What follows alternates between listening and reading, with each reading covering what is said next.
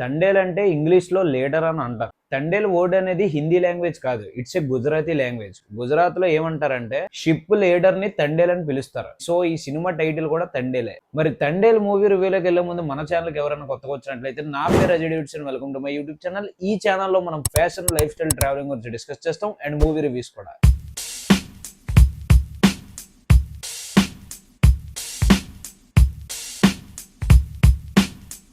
Cinema start అయిన first 30 మినిట్స్‌కి చాలా స్లోగా ఉంటుంది భయ్య. అసలు ఏంటి ఆ నరేషన్ ఏంటి? ఆ మ్యూజిక్ ఏంటి? ఎందుకొస్తుందో సంబంధం లేకుండా వెళ్ళిపోతూ ఉంటుంది. ఆ 30 మినిట్స్ మొత్తం సీరియల్ వైబ్‌లా అనిపిస్తది. ఏంటి బాసు ఇది?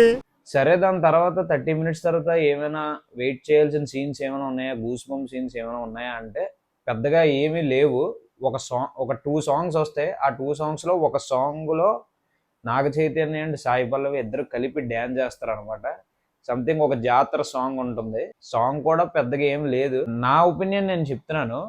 ఆ సాంగ్‌లో ఆ లిరిక్స్‌కి తగ్గట్టు కొరియోగ్రఫీ మిస్ అయింది భయ్య. సాయి పల్లవి డ్యాన్స్ అయితే బాగుంది కానీ సాయి పల్లవికి ఈక్వల్‌గా నాగ చైతన్య మ్యాచ్ చేయలేకపోయాడు. నాగ చైతన్య ఎనర్జీ మ్యాచ్ అవ్వలేదు సాయి పల్లవి డ్యాన్స్ పక్కన. ఇంక తర్వాత స్టోరీ విషయానికి వస్తే నాగ చైతన్య ఏమో ఒక ఫిషర్ మ్యాన్ అనమాట. Sai Pallavi Naga Chaitanya girl friend. So వీళ్ళిద్దరు ఏంటంటే ఒక 9 ఇయర్స్ 10 ఇయర్స్ నుండి లవ్ చేసుకుంటారు. నాగ చైతన్య ఏంటంటే ఫిషర్ మ్యాన్ కాబట్టి 9 మంత్స్ సీలో ఉంటాడు అనమాట. అంటే ఆ చేపలు పట్టడానికి 9 మంత్స్ వెళ్తాడు. 3 మంత్స్ ఓన్లీ సాయి పల్లవితో టైం స్పెండ్ చేస్తాడు.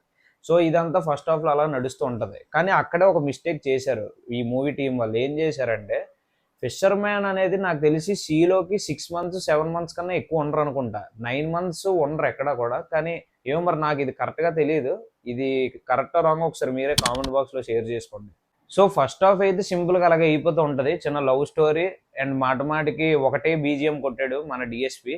అసలు డిఎస్పి బీజిఎం బాగుంది కదా అని చెప్పి సినిమా అంతా అదే బీజిఎం పెడితే అవతల వాళ్ళకి చిరాకు వస్తుంది చూసిన వాళ్ళకి. సినిమా అంతా ఒకటే బీజిఎం అయ్యా. మీరు ఏదైతే ట్రైలర్లో చూసారో ఆ సాంగ్లో చూసారో ఒకటే బీజిఎం సినిమా అంతా రిపీటెడ్గా కొట్టారు. తర్వాత ఏంటంటే ఈ సినిమా మొత్తం శ్రీకాకుళంలో ఉంటుంది. శ్రీకాకుళం స్లాంగ్ లాగా ఉంటుంది అండ్ సంథింగ్ ఏవేవో చెప్పారు. ఏవో 2-3 లొకేషన్స్లో శ్రీకాకుళంలో తీసి మిగతాదంతా సెట్ చేసి ఆర్టిఫిషియల్గా తీసినట్టు ఉంది. అసలు ఒకటి కూడా నాకు ఒక శ్రీకాకుళం వైబ్ లాగా అనిపించలేదు. భయ్య నాకు శ్రీకాకుళం కోసం నాకు తెలుసు. నేను వైజాగ్లో ఉంటాను. వైజాగ్ పక్కనే శ్రీకాకుళం. శ్రీకాకుళంలో మా కజిన్స్ చాలా మంది ఉన్నారు. నేను వాళ్ళతో చాలాసార్లు తిరిగాను. చాలా రోజులు ఉన్నాను. శ్రీకాకుళం కల్చర్ నేచర్ ఎలా ఉంటుందో నాకు తెలియదు. ఆ స్లాంగ్ కూడా అంత సెట్ అవ్వలేదు, అంత సింక్ అవ్వలేదు. నాగ చైతన్య కూడా ఆ స్లాంగ్ నప్పలేదు. కాకపోతే ఈ సినిమా ఏదైతే జరిగిందో ఇదంతా రియల్ స్టోరీ. ఈ రియల్ ఇన్సిడెంట్ నిజంగానే శ్రీకాకుళంలో జరిగింది. రియల్ స్టోరీ ఇన్సిడెంట్ గా తీసుకొని వీళ్ళు సినిమాగా తీశారు. సో సెకండ్ హాఫ్ విషయానికి వస్తే అప్పుడు మెయిన్ స్టోరీలోకి వెళ్తుంది అనమాట.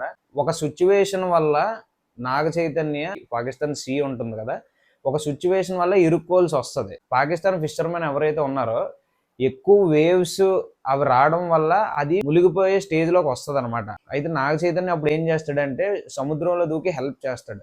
హెల్ప్ చేస్తే ఈ పాకిస్తాన్ ఫిషర్మెన్ని ఎలాగోలాగా సేవ్ చేసేస్తాడు. సేవ్ చేసిన తర్వాత పాకిస్తాన్ నేవీ ఆఫీసర్స్ ఉంటారు కదా, వాళ్ళు వచ్చి చూసేస్తారు అనమాట. చూసి నాగ చైతన్యకి వార్నింగ్ ఇస్తారు అనమాట. నువ్వు ఇప్పుడు పాకిస్తాన్ వాటర్స్లో ఉన్నావు, యువర్ అండర్ అరెస్ట్, ఎవరి పర్మిషన్ లేకుండా నువ్వు ఎలాగొచ్చావు అది అని చెప్పి అంటారు. అక్కడే ఇంకో సింపుల్ లాజిక్ మిస్టేక్ ఏం చేశారంటే డైరెక్టర్ సార్, ఆ పాకిస్తాన్ ఫిషర్మెన్ ఎవరైతే ఉన్నారో అతను ఈ పాకిస్తాన్ నేవీ వాళ్ళకి చెప్తే అయిపోద్ది కదా, సార్ అతను ఇండియా వాడే కావచ్చు కానీ నన్ను కాపాడడానికి వచ్చాడు. సో ఆ సిచ్యువేషన్ కంట్రోల్లో లేకుండా అయిపోయింది. సో ఆ టైంకి వచ్చి సాయం చేశాడు, మీరు ఇంకా అప్రిషియేట్ చేయాలని చెప్పేస్తే అయిపోద్ది. చిల్లీ మిస్టేక్ని ఎలా మర్చిపోయారు నాకు అర్థం కాలేదు. అండ్ ఇద్దరు తమిళ యాక్టర్స్ అండ్ ఒక మలయాళం యాక్టర్స్ కూడా ఉన్నారు. నాకు ఈ ఒక తమిళ యాక్టర్ యాక్టింగ్ బాగా నచ్చింది అండ్ అతని కామెడీ టైమింగ్ కూడా చాలా బాగుంది. ఇంకో బాధాకరం విషయం ఏంటంటే మీరు కేరింత సినిమా చూశారు కదా, నూకరాజు ఉంటాడు చూశారు కదా, అతన్ని శ్రీకాకుళం స్లాంగ్ లో సూపర్ గా యూజ్ చేసుకోవచ్చు. అతన్ని పాపం అసలు ఏమీ యూజ్ చేసుకోలేదు భయ్య. మొత్తం అంతా old type story, poor narration భయ్య. డైరెక్షన్ కూడా అసలు నిజంగా ఈ కార్తికేయ 2 సినిమా ఉంది కదా, కార్తికేయ 2కి ఎవరైతే స్టోరీ రాశారో అతనే దీన్ని డైరెక్ట్ చేశారు. నిజంగా అతనే స్టోరీ రాశారని డౌట్ వస్తుంది. అసలు సినిమా అయితే చాలా అవుట్డేటెడ్గా ఉంది. అండ్ ఇంకోటి ఏంటంటే ఈ సినిమాలో సినిమాటోగ్రఫీ కొంచెం పర్లేదు, ఎడిటింగ్ కూడా ఓకే. కాకపోతే ఆ ప్రొడక్షన్ వాల్యూస్ సెట్స్ అన్ని చాలా ఆర్టిఫిషియల్గా ఉన్నాయి. మరి ఓవరాల్ గా మూవీ ఎలా ఉందంటే బిలో యావరేజ్ భయ్య. ఇది నా ఫైనల్ రివ్యూ. మరి వీడియో నచ్చితే లైక్ చేసి షేర్ చేయండి. ఇప్పటి వరకు మన ఛానల్ ఎవరైతే సబ్స్క్రైబ్ చేసుకోలేదో please do subscribe and click the bell icon. See you in the next video buddies. Signing of.